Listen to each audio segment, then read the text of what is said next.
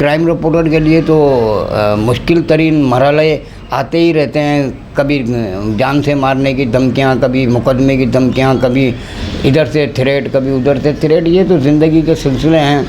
آپ نے جہاں سچ لکھا وہاں سمجھ لیں مزاحمت شروع ہو جاتی ہے. ہمیشہ سچ ہی لکھنا چاہیے، کیونکہ سچ کی ہمیشہ جیت ہے اور سچ کبھی بھی شکست نہیں کھاتا ہے. تھوڑی دیر لگ جاتی ہے. بعض دفعہ ایسا بھی ہوتا ہے کہ جب تک سچ آتا ہے جھوٹ پورا گاؤں جلا چکا ہوتا ہے. السلام علیکم ناظرین، پائنر ورلڈ نیوز کی اسکرین سے محمد معیز قریشی کا سلام. میرے ساتھ موجود ہیں کراچی کے ایک ایسے اور سب سے پرانے کرائم رپورٹر جنہوں نے کراچی میں رہتے ہوئے ایک ایسا لوہیا منوایا کہ کراچی کے عوام ان کو پسند کرتے ہیں. انہوں نے مختلف ویب چینلز میں بھی کام کیا، یہاں تک کہ مختلف جو ہے وہ ٹی وی چینلز، اخبارات میں بھی انہوں نے بطور صحافتی خدمات سر انجام دے رہے ہیں. انہوں نے اپنے معاشرے کے اندر ایسی چیزیں اور ایسے حقائق سینئرز کو بھی اجاگر کیا ہے جو کہ ان کی ہی لائف کے اندر ایسے چیلنجز آئے اور اس کے بعد ایک انہوں نے اپنا لوہیا منوایا، اس کے بعد پاکستانیوں کے سامنے رکھا. اگر بات کر لی جائے کرائم رپورٹر کی، جسے صحافتی برادری کے اندر سب سے خطرناک اور سب سے ڈینجر اور سب سے مشکل کرائم رپورٹر کا نام دیا جاتا ہے. مطلب کرائم رپورٹر رہتے ہوئے انہوں نے کیا کیا لائف گزاری ہیں اور ایک کرائم رپورٹر کی کس طرح کی زندگی ہوتی ہے، کرائم رپورٹرز کے اندر کتنی جان کو خطرہ ہوتا ہے اور کتنی پولیس کی جو ہے جوتے پڑتے ہیں. یہ تمام تر سوالات عوام بھی صحافیوں سے کرتے ہیں، مگر آج ہم کرنے والے ہیں وحید جیلانی سے، جن کی ایک یوٹیوب چینل پر بھی اپنا رن کرتے ہیں اور اس کے ساتھ ساتھ بہترین صحافتی خدمات بھی سر انجام دے رہے ہیں. ان کا قد تو چھوٹا ہے، مگر قد ہونے کے چھوٹا ساتھ ساتھ یہ ایک وائرل بھی ہیں اور سوشل میڈیا پر اکثر ان کے ٹرینڈ بھی چلتے رہتے ہیں. اچھا وحید بھائی، مجھے بتائیے گا آپ کے مطلب کتنا عرصہ ہو گیا آپ کو یہ ذمہ داریاں سر انجام دیتے ہوئے، کتنے برس ہو گئے؟ مجھے تقریباً سب سے پہلے تو اعوذ باللہ من الشیطان الرجیم، بسم اللہ الرحمن الرحیم. میں تقریباً 40 سال سے زیادہ مجھے ہو گئے کرائم رپورٹنگ کرتے ہوئے. سب سے پہلا میرا اخبار تھا انقلاب، اس کے بعد آغاز، اس کے بعد قومی اخبار، اس کے بعد انتخاب، پبلک اور پھر انتخاب. اس کے بعد 1.5 سال پہلے جب میرا ایکسیڈنٹ ہوا اور میں معذور ہوا تو تقریباً میں 1 سال بیڈ پر رہا. تو واپسی جب میں کھڑا ہوا اور چلنے لگا اور صحت یاب ہو گیا تو اس کے بعد میں نے یوٹیوب پر اپنا channel 3P news net work جو ہے وہ بنایا اور میں اب اسی میں کام کر رہا ہوں اور اللہ کا شکر ہے بہت اچھا کر رہا ہوں اور لوگ پسند کر رہے ہیں. باقی رہ گئی بات یہ ہے کہ کرائم رپورٹنگ لازمی سی بات ہے کہ گولیوں کی بوچھاڑ ہے، قدم قدم پر موت کا سامنا ہے، گھوسوں کی یلغار ہے اب اور لاتوں کی بھرمار ہے. تو ایک کرائم رپورٹر کے لیے تو مشکل ترین مرحلے آتے ہی رہتے ہیں، کبھی جان سے مارنے کی دھمکیاں، کبھی مقدمے کی دھمکیاں، کبھی ادھر سے تھریٹ، کبھی ادھر سے تھریٹ. یہ تو زندگی کے سلسلے ہیں. آپ نے جہاں سچ لکھا وہاں سمجھ لیں مزاحمت شروع ہو جاتی ہے. جھوٹ آپ ساری زندگی لکھتے رہیں، لوگ واہ واہ کرتے رہیں گے، لیکن جہاں آپ نے سچ لکھا تو سمجھ لیں آپ کے لیے آگے کی زندگی کی جو گلیاں ہیں، راستہ ہے، میدان ہے، وہ تنگ ہو جاتا ہے. لیکن ہمیشہ سچ ہی لکھنا چاہیے، کیونکہ سچ کی ہمیشہ جیت ہے اور سچ کبھی بھی شکست نہیں کھاتا ہے. تھوڑی دیر لگ جاتی ہے. بعض دفعہ ایسا بھی ہوتا ہے کہ جب تک سچ آتا ہے جھوٹ پورا گاؤں جلا چکا ہوتا ہے. لیکن ہمیشہ رہنے والی ذات، ہمیشہ رہنے والی جو ایک میرے رب کی ذات ہے، اسی طریقے سے ایک سچ بھی ہمیشہ رہنے والا ہے. اچھا وحید بھائی، مجھے بتائیے گا کہ ہمارے معاشرے میں جو نئے ینگسٹرز آتے ہیں، آپ ماشاءاللہ سے ایک سینئر آدمی ہیں، ایک صحافت میں اپنی بڑی بہترین خدمات سر انجام دی ہیں، تو آپ کو لگتا ہے کہ بطور کرائم رپورٹر بہترین ہے جو ینگسٹرز آ رہے ہیں ان کو چاہیے کہ وہ بطور crime reporter media field join کریں؟ اس وقت تقریباً نیوز چینلز جو ہیں ماشاءاللہ ان سب پر آپ دیکھ رہے ہوں گے ینگسٹر کام کر رہے ہیں اور بہت اچھا کام کر رہے ہیں. اور بالخصوص میں ذکر کروں ہماری جو کرائم رپورٹر ایسوسی ایشن ہے، اس کے جتنے بھی ممبران ہیں ان میں ینگسٹر بھی بہت زیادہ ہیں اور وہ اچھے نیوز چینلز پر کام کر رہے ہیں اور بہت اچھا کام کر رہے ہیں اور وہ ہم سینئرز کی عزت بھی بہت کرتے ہیں. اور میرا خیال ہے کہ ینگسٹر جتنے بھی آ رہے ہیں وہ پڑھے لکھے ہیں اور ماشاءاللہ اچھا کام کر رہے ہیں۔ اچھا وحید بھائی مجھے بتائیے گا کہ ہم نے دیکھا ہے سندھ پولیس کے محکمے کے اندر بہت ساری ایسی پریشانیاں ہوتی ہیں جو کہ فیس کرنا پڑتی ہیں بطور سینئر، جب وہ آگے اپنے چیلنجز پہ چل رہا ہوتا ہے تو اس کو کس طرح سے فیس کرنا چاہیے، کیونکہ بہت سارے ایسے لوگ ہوتے ہیں جو دیکھتے ہی پیچھے ہٹ جاتے ہیں ان پریشانیوں کو۔ آپ کو کیا لگتا ہے کس طرح فیس کر کے آگے بڑھنا چاہیے؟ دیکھیں فیس تو آپ کو کرنا ہے، جب آپ فیس کریں گے تبھی آگے چل سکیں گے۔ میرا موبائل فون 24 گھنٹے کھلا ہوتا ہے، میں ہر ایک کا فون اٹھاتا ہوں، کسی کی مس کال آتی ہے میں اسے رنگ بیک کرتا ہوں، کیونکہ ایک آپ کا رابطہ لوگوں کی آپ امید کا ایک چراغ بھی ہوتے ہیں۔ ہمیں زیادہ تر لوگ وہی فون کرتے ہیں جو کسی مشکل میں ہوتے ہیں یا کسی پرابلم کا شکار ہوتے ہیں، تو ہم ان کو جواب دیتے ہیں، ان کے کام آ جاتے ہیں۔ دیکھیں بڑے بڑے دعوے کرنے سے بہتر ہے لوگوں کے چھوٹے چھوٹے کام کر دیے جائیں۔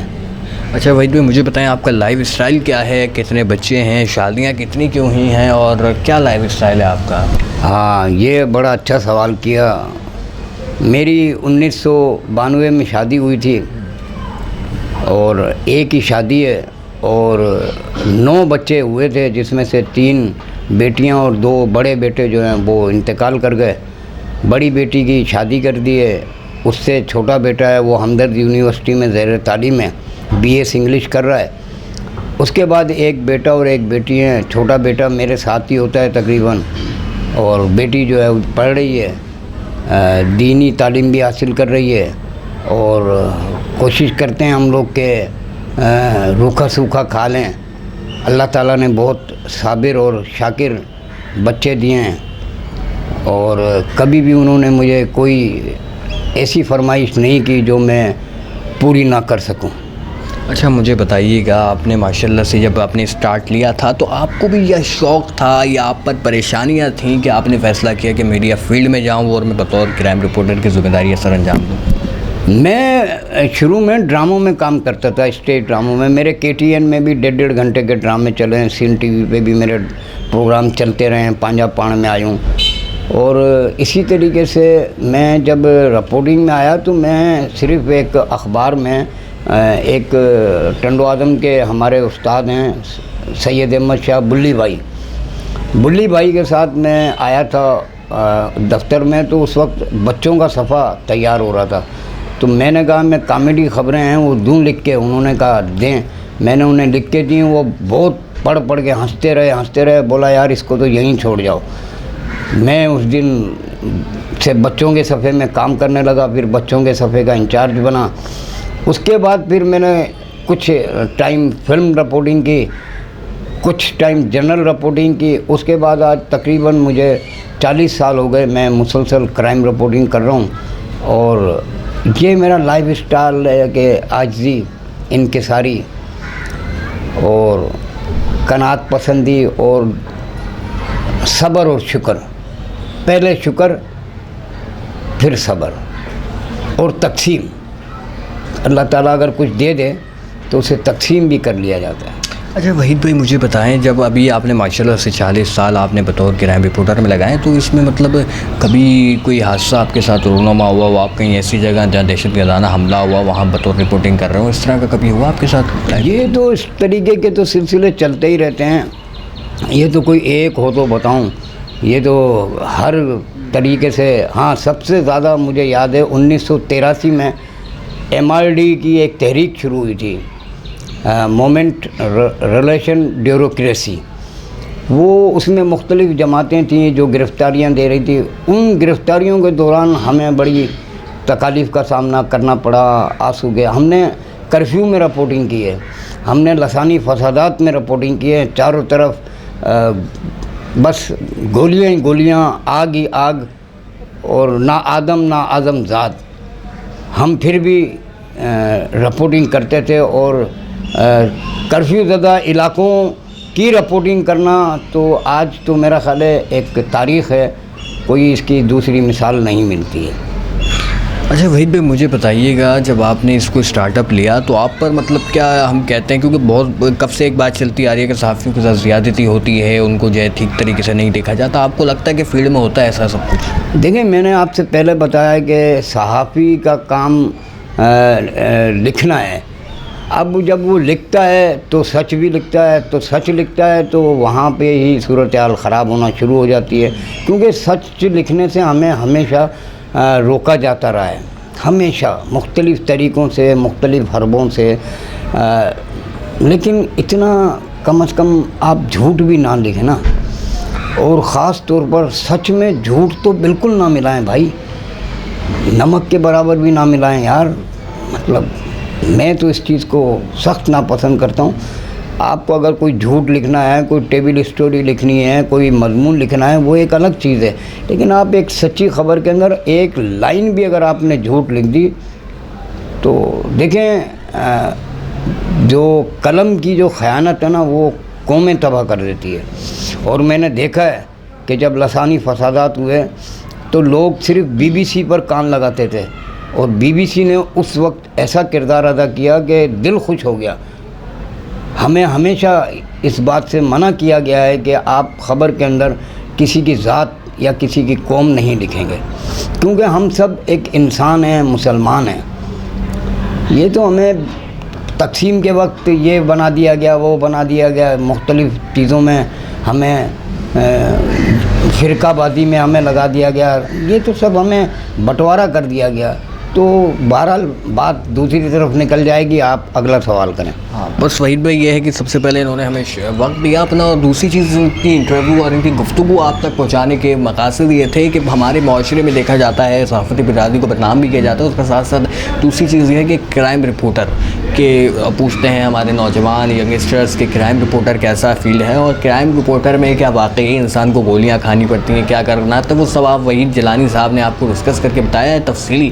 اور ان کا جو مقصد تھا وہ یہ تھا کہ مطلب انہوں نے ایک عرصہ دراز اس فیلڈ کو دی ہیں، تقریباً 40 سال کا ایک طویل عرصہ جو ہے بطور کرائم رپورٹر مسلسل کرتے آ رہے ہیں، یہاں تک کہ مشکلیں بھی فیس کی، ہر چیلنج سے گزرے اور آج اس مقام پر یہ ہیں. اور مجھے اسی اپنے پنی محبتوں کے ساتھ اپنے میزبان محمد معیز قریشی کو اجازت دیجیے گا. اللہ نے اقبال.